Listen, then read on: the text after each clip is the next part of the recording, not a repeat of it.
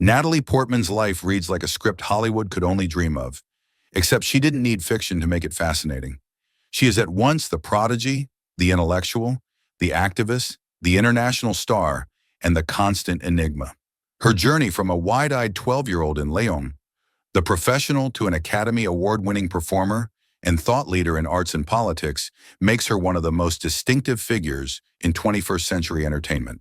And even today, as she headlines Guy Ritchie's new adventure flick, Fountain of Youth, opposite John Krasinski, she proves once again that reinvention is her craft.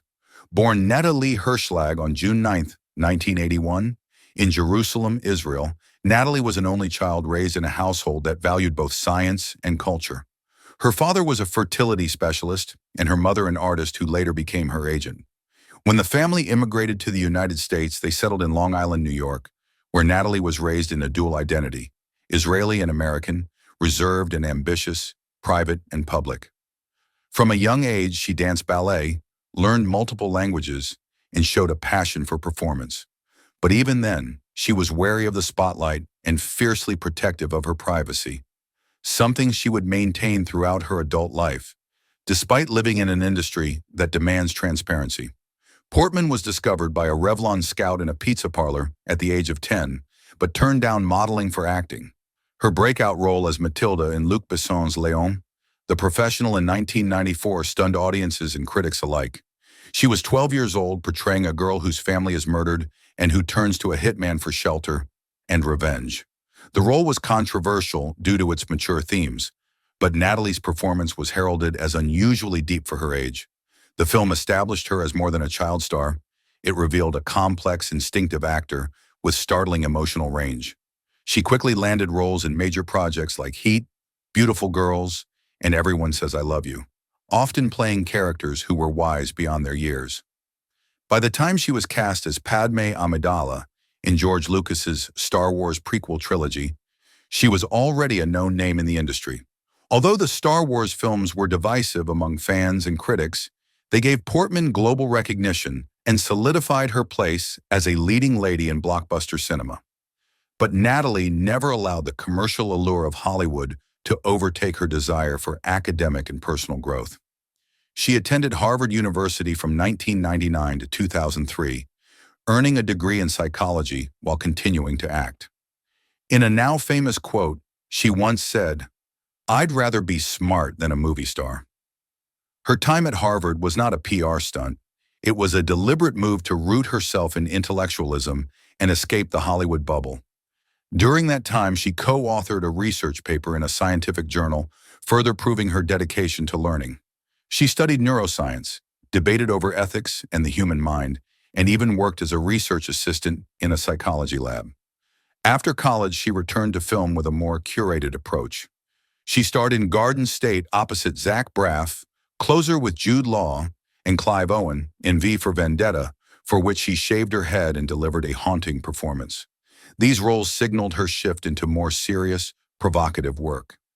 She was no longer the precocious girl or the galactic queen. She was a woman ready to play with fire and sometimes get burned. In 2010, Portman reached a pinnacle in her acting career with Darren Aronofsky's Black Swan. Playing a ballerina who spirals into madness while preparing for the role of the Swan Queen, Portman transformed physically and emotionally. She trained rigorously in ballet, lost significant weight, and delivered a performance that critics called terrifying and transcendent. Her portrayal earned her the Academy Award for Best Actress, a Golden Globe, a BAFTA, and a SAG Award. In her acceptance speeches, she always gave credit to the crew, the teachers, the choreographers, and the quieter players who helped build the world she immersed herself in. But Natalie wasn't content to simply win awards. She also stepped behind the camera. In 2015, she made her directorial debut with A Tale of Love and Darkness, an adaptation of Israeli writer Amos Oz's memoir. The Hebrew language film was a labor of love. Portman wrote, directed, and starred in the project. While not a commercial blockbuster, the film was critically respected and shown at Cannes. It was her declaration that storytelling, for her, extended beyond acting. Over the years, she also became more vocal about political causes. She is a staunch advocate for women's rights, environmental issues, and animal welfare. A longtime vegetarian, Portman eventually became vegan and produced the documentary Eating Animals to spotlight the realities of factory farming. She has spoken at the Women's March, defended the Me Too movement, and taken public stances on issues ranging from anti-Semitism to systemic inequality. Sometimes controversial, always passionate, Portman's activism is an inseparable part of her identity. Then came Jackie in 2016, where she portrayed First Lady Jacqueline Kennedy in the days following JFK's assassination. Critics raved about the haunting vulnerability and regal control she brought to the role.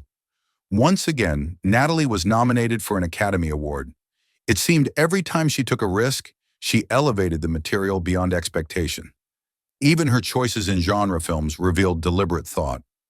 In Annihilation, 2018, a cerebral sci-fi thriller, she played a biologist venturing into an alien ecosystem. She brought psychological weight to a film that might have been dismissed in another actor's hands.